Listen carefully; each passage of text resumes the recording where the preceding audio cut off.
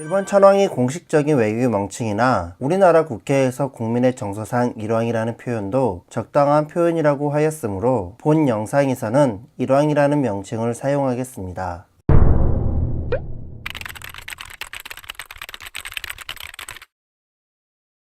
현재 영국 왕실의 수장인 찰스 3세는 60년이 넘도록 왕세자 자리에 머물면서 어머니인 엘리자베스 2세 여왕의 속을 많이 썩힌 영국 왕실의 유명한 트러블 메이커였죠. 일본 왕실에도 찰스와 비슷하게 화려한 여성 편력은 기본이고 크고 작은 여러 문제들을 일으키며 일본 왕실의 문제아로 불리고 있는 후미히토라는 인물이 있는데요. 게다가 일본은 왕족 남성에 한해서만 왕위 계승을 인정하고 있기 때문에 아들이 없는 나루히토가 2019년 왕위에 오르면서 그의 동생 후미히토가 왕위 계승 서열 1순위인 왕세제가 되었습니다. 그러나 후미히토는 왕세제는커녕 한 가정의 가장으로도 자질이 있는지조차 의심이 될 정도로 유명한 남봉꾼이고 우익단체의 지지를 받아 자신이 왕위에 오르기 위해 형인 나루히토의 왕위 계승을 암묵적으로 방해를 해왔다고 알려져 있는데요. 이러한 후미히토의 정치 공작에도 불구하고 그의 아버지인 아키히토 전 일왕의 결단으로 나루히토가 왕위를 계승하게 되자 그는 세상의 모든 것을 잃은 것 마냥 심한 우울증에 빠지게 되었다고 합니다. 그나마 아들 히사히토의 탄생으로 한때 국민적 인기를 얻기도 했지만 자녀들의 부정임팍 및 입시 문제,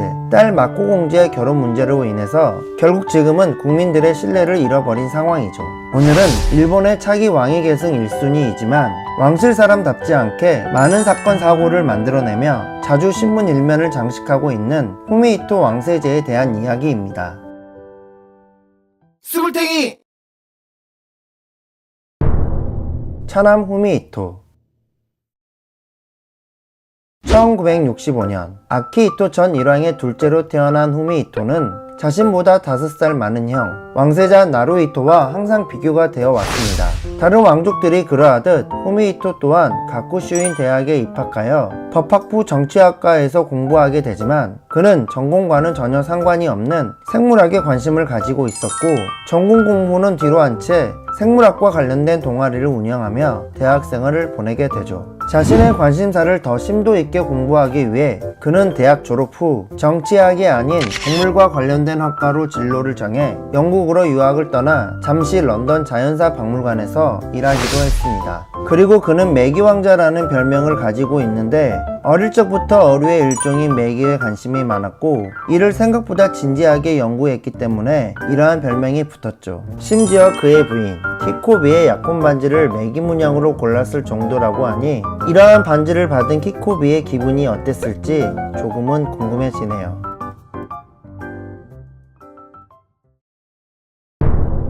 낙동강 오리알이 된 후미히토. 후미히토는 일본 왕실 인사 중 할 말, 못할 말을 구분하지 못하고 막말하는 인사로 유명합니다.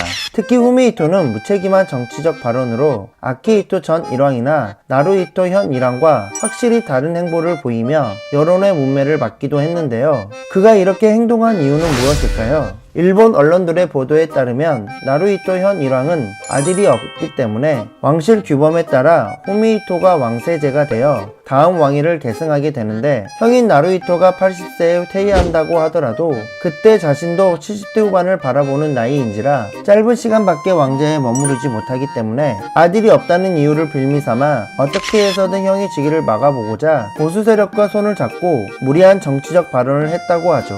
하지만 아버지인 아키히토 일왕이 큰아들인 나루히토에게 왕위를 물려주게 되면서 후미히토는 한순간 낙동강 오리알 신세가 되어버렸는데요.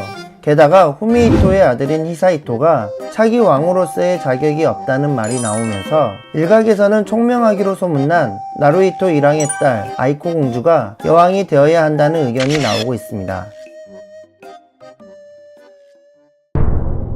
콩가루 집안? 왕세자 시절부터 일왕인 현재까지 나름대로 긍정적인 평가를 받고 있는 형 나루히토 이랑과는 달리 후미히토는 국내를 막론하고 좋지 않은 평가를 받고 있는데요. 대학 시절엔 하라는 공부는 하지 않고 많은 여학생들을 희롱하는 남봉꾼으로 유명했는데, 특히 그와 결혼한 키코비는 사실 후미히토가 적당히 사귀다 헤어지려고 했던 것을 그녀의 아버지가 이 사실을 알게 되어 왕실의 국내청까지 찾아와서 자신의 딸을 책임지라며 강력히 반발하는 바람에 어쩔 수 없이 그녀와 결혼했다는 비하는 유명하죠. 이렇게 결혼했으면 잘 살았으면 좋았겠지만 후미히토의 가정폭력, 자식들의 입시비리 등 많은 문제들이 언론을 장식하게 되고 그와 그의 집안은 일본 왕실의 밉상으로 자리잡게 됩니다. 게다가 최근에는 큰딸 마코공주의 결혼 문제로 많은 일본 사람들에게 비난을 받았는데요. 어릴 적 귀여운 외모로 왕실의 아이돌이라 불렸던 마코공주가 대학 동창인 한 회사원과 결혼을 발표했을 때 처음에는 많은 사람들이 축하해 주었지만 결혼 상대와 그의 가족에 대한 여러 문제들이 언론에 보도되면서 많은 이들이 그녀의 결혼을 반대하게 되죠. 하지만 마코 공주는 모든 것을 포기하고 그와 결혼하게 됩니다. 그녀가 어려운 결혼을 한 만큼 잘 살았으면 하는 바람이네요. 아베와 후미히토 왕세제와의 관계. 2021년 한 괴한에게 총격을 당해 사망한 아베 전 총리는 후미히토와 각별한 사이로 유명했었는데요. 이들은 왜 사이가 좋았을까요? 현 일왕인 나루히토에겐 아들이 없었기 때문에 예전부터 여성 왕위 계승에 관한 논의가 활발하게 진행되었죠. 실제로 나루히토 일왕 즉위 다음날 한 언론에서 여성 일왕에 대한 여론조사를 진행했는데 여왕을 찬성한다는 의견이 79%이었다고 합니다. 이러한 상황에서 평소 평가가 좋지 못했던 후미히토와 그의 가족은 혹시 자신들이 왕위를 계승하지 못할까봐 똥줄이 탈 수밖에 없었죠. 하지만 이들 가족 앞에 아베 신조라는 사람이 나타나며 이 모든 상황을 바꿔버립니다. 2000년대 초반 고이즈미 총리 정부에서 여성 왕위 계승을 인정할 것인가를 두고 활발한 논의가 있었는데, 당시 관방장관이었던 아베가 키코비의 임신 소식을 알리며 대정안 제출을 늦추도록 고이즈미 총리를 설득하게 되죠. 때마침 키코비가 아들인 히사히토를 출산하면서 여성 일왕을 인정하자는 말들은 쏙 들어가게 됩니다. 이에 후미히토는 아베 전 총리가 고마울 수밖에 없었고 그 때문에 이후에도 아베 정권을 지지하게 되죠. 스굴탱이! 각종 논란으로 일본 내에서도 밉상 가족으로 불렸던 후미히토 집안이지만 차기 왕실의 후계자인 아들 히사히토를 낳으면서 일본 국민에게 많은 사랑을 받았습니다. 하지만 작년 마코 공주의 결혼 논란을 시작으로 가족들의 각종 사건 사고가 이어지며 지금은 긍정적인 여론을 찾아보기 힘들 정도로 후미히토 집안은 밉상의 아이콘이 되어버렸죠. 과연 이러한 논란을 잠재우고 후미히토와 그의 아들 히사히토는 왕이 될 수 있을까요? 그런데 후미히토 이야기를 하다 보니 태국 국왕 마하 와치라롱권이 떠오르는 건 저뿐일까요? 오늘도 영상 끝까지 봐주셔서 감사합니다.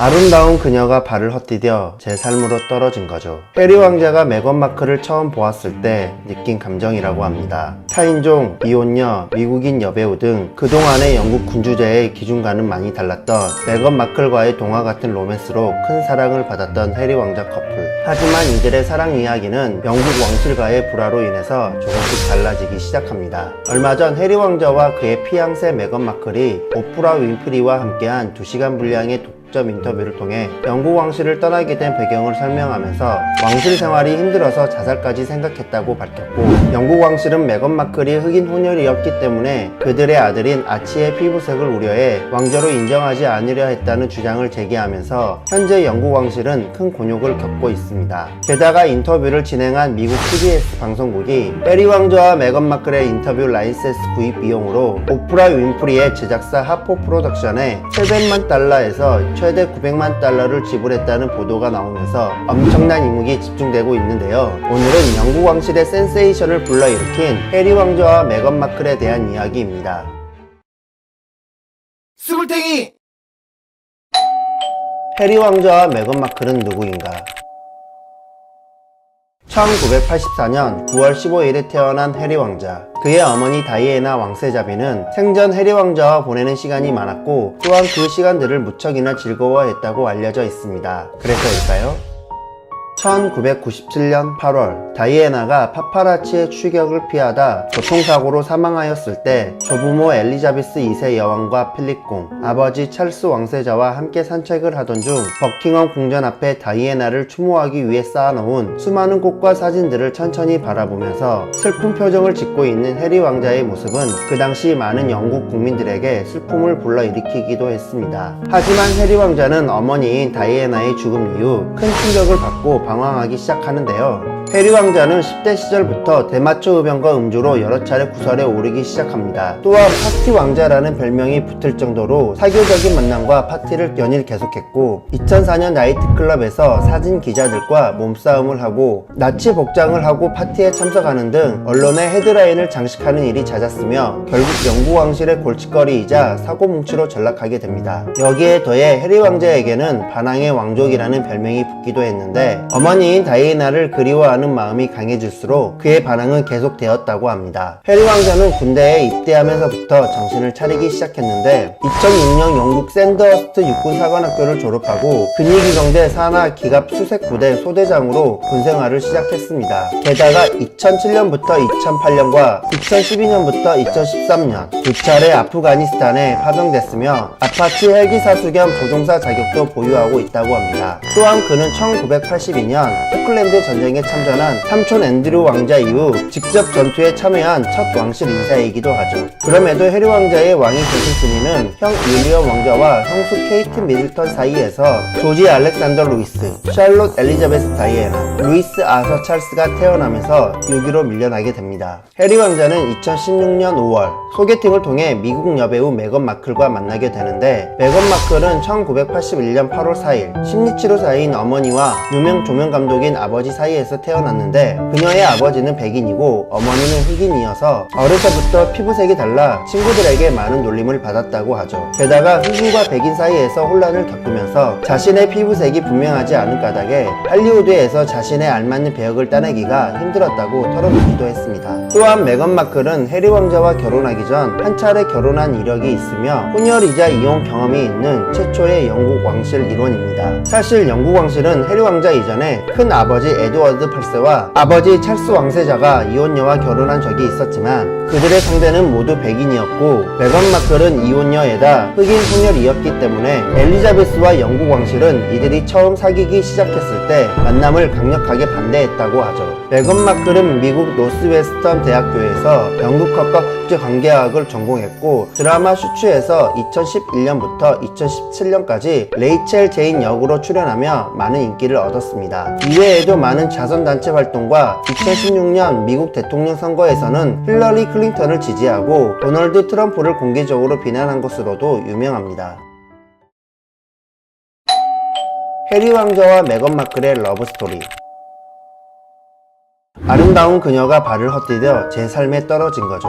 영국 해리 왕자는 BBC와의 인터뷰에서 메건 마클과의 첫 만남을 이렇게 회상했다고 합니다. 당시 해리 왕자는 메건 마클의 출연작인 드라마 슈츠를 단 한 번도 보지 못했고 메건 마클도 영국 왕실과의 인연을 단 한 번도 생각해 본 적이 없었기 때문인데요. 서로 다른 세상에 살던 두 사람은 지인이 주선한 소개팅을 통해 서로를 알게 되었고 해리 왕자의 말처럼 매우 빠른 속도로 서로 사랑에 빠지게 되었습니다. 그리고 만난 지 16개월 만인 2017년 11월 비공식적으로 약혼식을 올렸고 2018년 봄 결혼 소식을 알리게 됩니다. 20년 전 어머니 고 다이애나의 갑작스러운 사망 이후 세상을 향해 마음을 닫고 살았던 해리 왕자와 이혼한 미국인 혼혈 여성 메건 마클의 영화 같은 러브스토리에 영국은 물론 전 세계의 관심이 집중되었습니다. 전혀 겹치는 부분이 없었던 두 사람을 하나로 묶어준 것은 더 나은 세상을 만들자는 공통된 관심사였습니다. 해리 왕자는 BBC와의 인터뷰에서 우리 모두 더 좋은 곳으로 바꾸는데 열정을 갖고 있다고 했고 메건 마클도 첫 만남 때 나눈 대화는 이 세상에서 우리가 하고 싶은 다양한 일들, 변화를 일으키는 열정에 대한 것이었다고 말했습니다. 실제로 메건 마클은 인도주의 사업과 성평등, 여성 인권 활동 등 사회적인 활동에 적극적으로 참여하고 있다고 알려져 있죠. 또한 이들의 프로포즈는 많은 사람들이 부러워할 만큼 로맨틱한데요. 어느 일요일 저녁, 해리 왕자는 켄싱턴 궁에서 메건 마클과 함께 요리를 하던 중 갑자기 메건 마클을 바라보면서 프로포즈를 하기 위해 무릎을 꿇었는데 준비해 두었던 청혼 문구를 미처 다 읽지 못했다고 합니다. 그 이유는 기쁨에 눈물겨웠던 메건 마클이 해리 왕자의 프로포즈 도중 예스라고 말해도 될까? 라고 말했기 때문인데요. 해리 왕자는 곧바로 반지를 건넸고 두 사람은 포옹과 함께 결혼을 약속했다고 합니다. 메건 마클은 프로포즈 당시 정말 놀랐다, 자연스럽고 몹시 달콤하고 로맨틱했다고 인터뷰에서 밝혀 많은 사람들의 부러움을 샀습니다. 해리 왕자가 준비한 청혼 반지에는 특별한 의미가 담겨져 있는데 황금색 링과 다이아몬드 3개로 구성된 이 반지는 해리 왕자 본인이 직접 디자인했으며 다이아몬드 3개 중 2개는 그의 어머니인 다이애나의 소장품이고 다른 한 개도 이들 커플의 추억이 가득한 아프리카 보츠와나에서 캔 원석을 가공한 것이라고 합니다. 그리고 이들의 결혼은 보수적인 영국 왕실의 변화를 뜻하는 신호로 해석되기도 하는데 윌리엄 왕자와 케이트 미들턴의 결혼이 왕위 계승자와 평민의 결합이었다면 해리 왕자와 메건 마클의 결혼은 영국 왕실이 이혼한 혼혈 미국인을 포용한다는 사실을 알렸다는 평가를 받기 때문입니다. 하지만 최근 해리 왕자와 메건 마클이 영국 왕실에 등을 돌리고 왕실 내에서 인종차별이 있었다는 인터뷰를 하면서 현재 영국 왕실은 많은 비판을 받고 있죠. 스물탱이! 최근 영국 왕실에서 인종차별과 여러 갈등을 겪었다는 인터뷰로 큰 화제가 되고 있는 해리 왕자와 메건 마클. 이에 대해 영국 왕실은 여왕을 대신해 발표한 성명을 통해 제기된 문제들, 특히 인종에 관한 문제는 우려된다며 일부 기억은 다를 수 있지만 그 사안은 매우 심각하게 다뤄질 것이며 가족 내에서 사적으로 처리될 것이라고 밝혔습니다. 이어 지난 몇 년간 해리 왕자와 메건 마클이 얼마나 힘든 시간을 보냈는지 알게 되어 온 가족이 슬퍼했고 이들은 언제나 사랑받는 가족이라고 했다고 합니다. 해리 왕자 부부와 영국 왕실이 더 나은 관계로 발전하여 이 부부의 초심처럼 자신들의 이익보다는 더 나은 세상을 만들기 위해 노력했으면 좋겠습니다.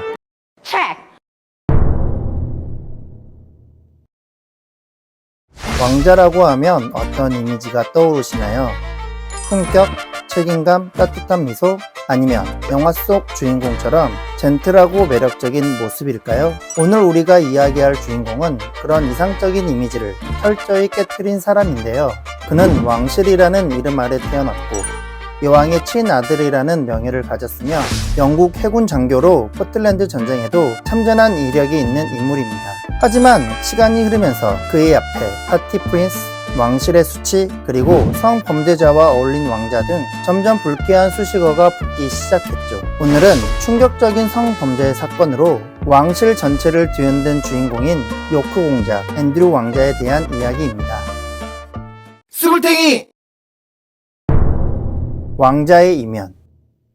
1960년 2월 19일 엘리자베스 2세 여왕과 필립 공의 둘째 아들로 그 당시 영국 왕위 계승 서열 2위를 지닌 아이가 태어납니다. 그의 이름은 앤드류 앨버트 크리스천 에드워드. 어린 시절 그는 형인 찰스보다 더 밝고 외향적인 아이로 자라게 되어 영국 국민들은 그를 왕실의 장난꾸러기라 부르며 그의 천진난만한 모습을 사랑스러워했습니다. 그리고 자라면서 부모의 기대에 부응이라도 하듯이 영국 해군 장교로 입대해 실제로 포틀랜드 전쟁에 참전하여 영국 왕실의 권위를 뒤높이는 데 일조하게 되죠. 하지만 그 행복은 오래가지 않았는데요. 1990년대 초반 앤드류 왕자의 이름은 왕실의 자랑이 아닌 왕실 내 문제아로 이름을 날리게 됩니다. 그는 왕실 인사로서 공적 직무를 성실하게 이행하지 않았고 사치스러운 파티장에 자주 등장하며 파티 프린스라는 별명답게 군복보다는 파티복을 더 자주 입는 왕자로 낙인찍히게 되죠. 그러던 어느 날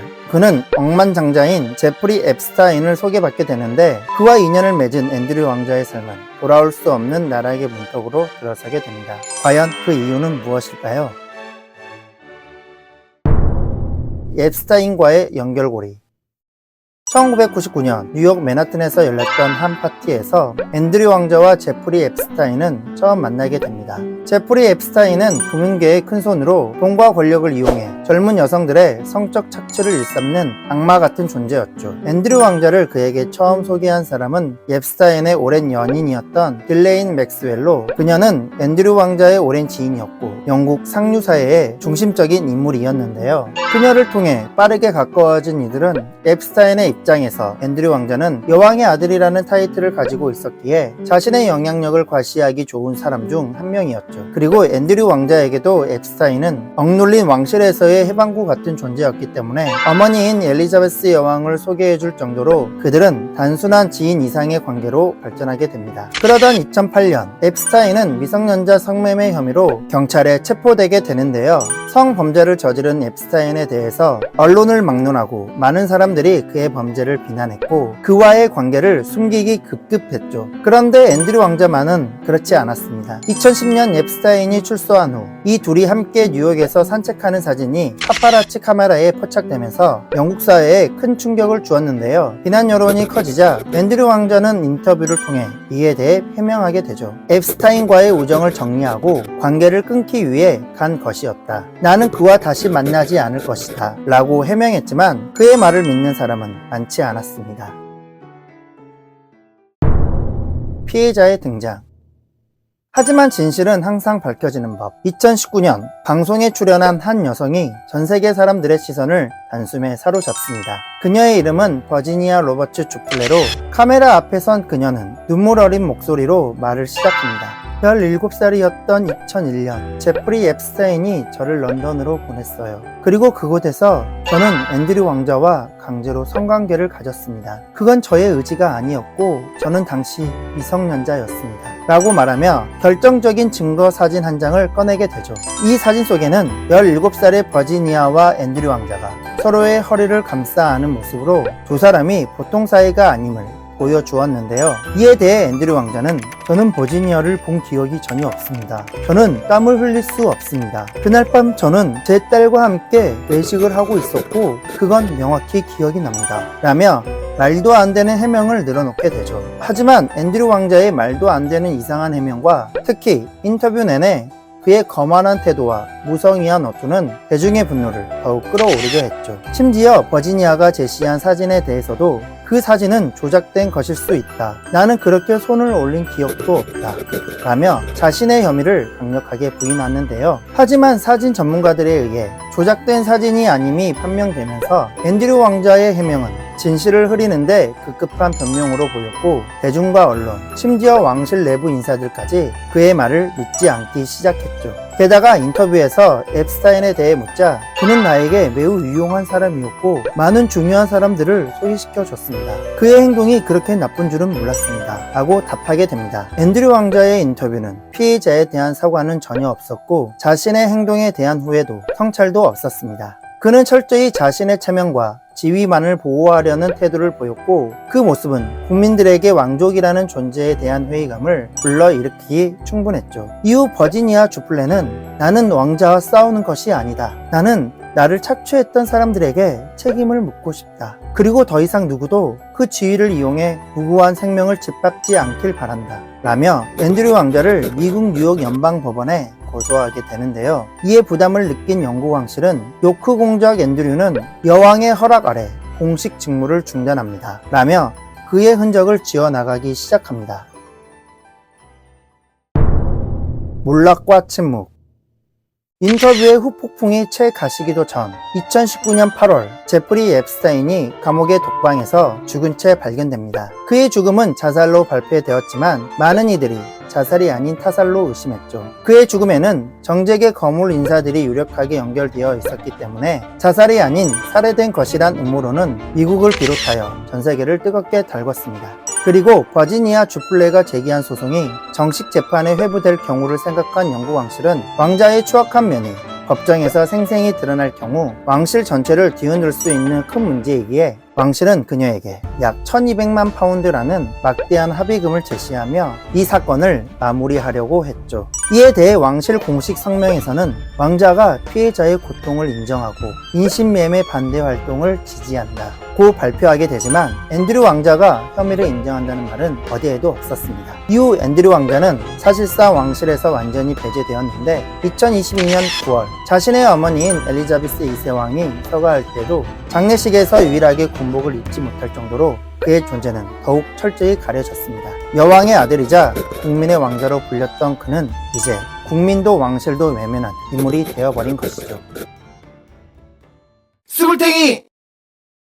왕족이라고 해서 모든 것이 용서될 수는 없고 왕실의 이름 아래 태어났다고 해도 누구도 법 위에 설 수 없습니다. 앤드류 왕자는 이제 공식적인 호칭도 직책도 없이 왕실의 그림자 속에서 조용히 살아가고 있지만 그를 둘러싼 의문은 아직 끝나지 않았습니다. 우리 사회가 진정한 정의를 말할 수 있으려면 가장 높은 곳에 있는 이들조차 법 앞에서 평등해야 한다는 사실을 잊지 말아야 합니다. 오늘 또 영상 끝까지 시청해 주셔서 감사합니다.